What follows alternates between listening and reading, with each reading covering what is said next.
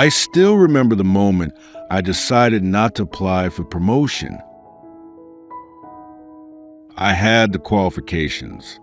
I had the experience. But I also had this voice in my head whispering, what if you fail? What if they see you're not good enough? What if you embarrass yourself? So I stayed silent. I played it safe. And years later, I realized that the pain of that missed opportunity was far greater than any failure would have been. If you have ever held yourself back from trying something because you were afraid of failing, you know this feeling. The fear of failure is one of the most universal human experiences, and yet it is also one of the most misunderstood. Today, we explore how Buddhist wisdom can help us transform this fear into wise action. Not by eliminating fear completely, but by changing our relationship with it. Let's begin by understanding what fear of failure really is. At its core, fear of failure is not really about the task in front of us. It is about what we believe failure says about us. We think if I fail, it means I'm not smart enough, not talented enough, not worthy enough. We have fused our sense of self with our performance, and this fusion is the root of the suffering. The Buddha taught that suffering arises from attachment, and one of the most powerful attachments we have is attachment to a fixed image of ourselves as successful, competent, in control. When we are attached to this image, any possibility of failure feels like a threat to our very identity. And so we avoid, we procrastinate, we play small. But here is the liberating truth. You are not your achievements. You are not your failures. You are the awareness that witnesses both. The Buddha taught the concept of Anatta, or non-self. This does not mean you do not exist. It means that there is no fixed, solid, unchanging self to protect. You are a flowing river of experiences, not a rock. And when you understand this, failure loses its power to define you. Consider the story of the Buddha himself. Before his enlightenment, Siddhartha Gautama spent 6 years practicing extreme asceticism. He starved himself. He held his breath for long periods. He subjected his body to incredible hardship. And he failed. Completely. He nearly died. And in that failure, he discovered something profound. The path of extreme self-denial was not the way to enlightenment. That failure was not a detour. It was a very path. It taught him the middle way between indulgence and asceticism. Without that failure, there would have been no enlightenment. This is the Buddhist perspective on failure. Failure is not the opposite of success. It is part of the path of learning. The Zen tradition has a beautiful saying, fall down 7 times, stand up 8. This is not about never falling. It is about the resilience to rise again. In Zen practice, students are often given koans, paradoxical riddles that cannot be solved by logical thinking.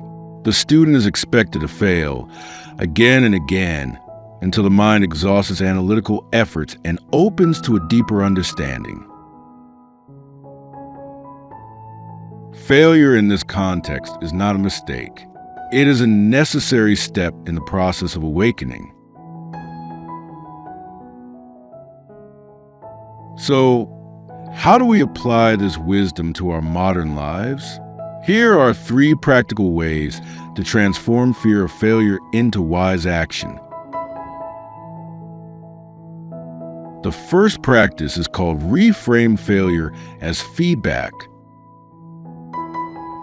When we fear failure, we see it as a verdict on our worth. But what if we saw it differently? What if failure was simply information? Thomas Edison famously said, "I have not failed.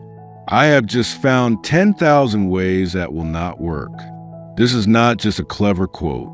It is a profound shift in perspective. When you reframe failure as feedback, it loses its emotional charge. It becomes data. It tells you what did not work, so you can try something else. Try this. Think of a recent setback.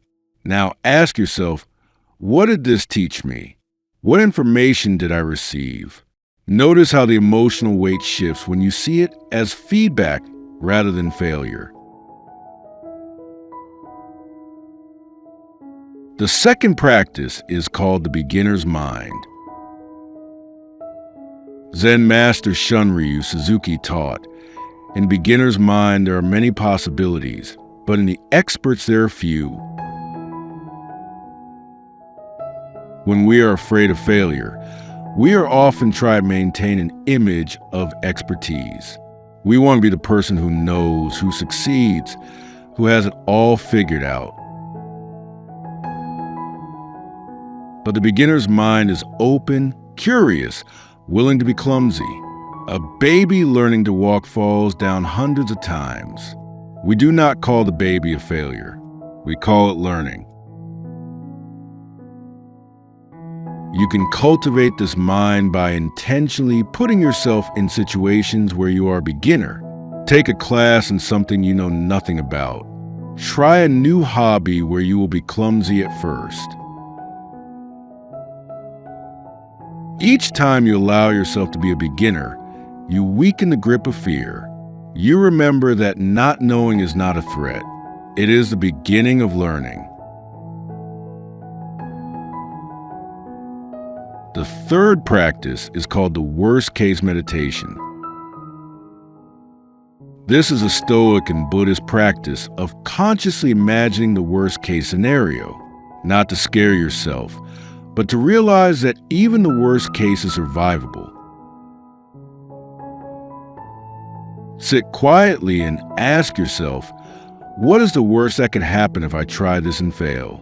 Really imagine it. Feel the discomfort. Now ask, could I survive this? Would I still be worthy as a human being?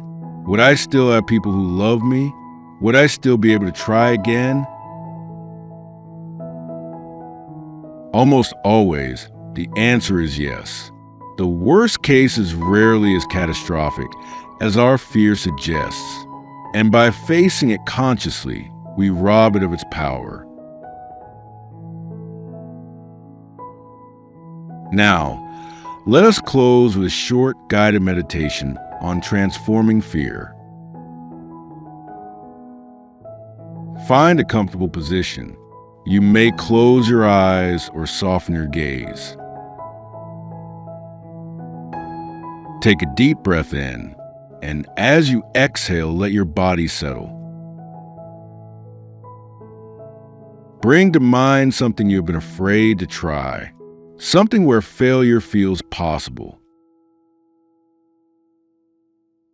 Notice the sensations in your body as you think about this, the tightness, the contraction, the fear.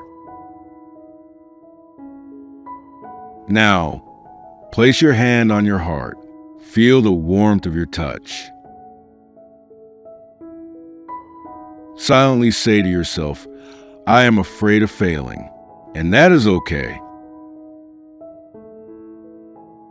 Again, I am afraid of failing, and that is okay.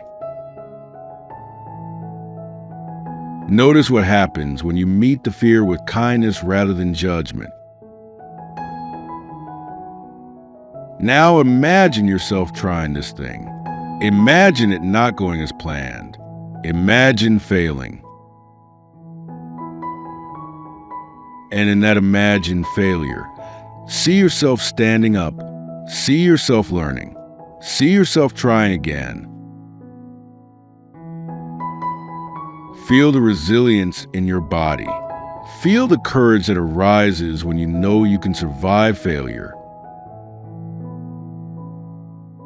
Rest in this feeling for a few moments, the knowing that you are bigger than any single outcome.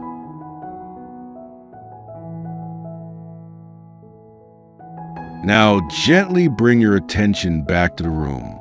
Take a deep breath in, and as you exhale, carry this courage with you. Remember, the opposite of courage is not fear. The opposite of courage is inaction. You do not need to be fearless to take wise action. You only need to be willing to act with fear as your companion. If these reflections offer you a different perspective on fear of failure, you might save this teaching to return to when you are facing a decision that scares you.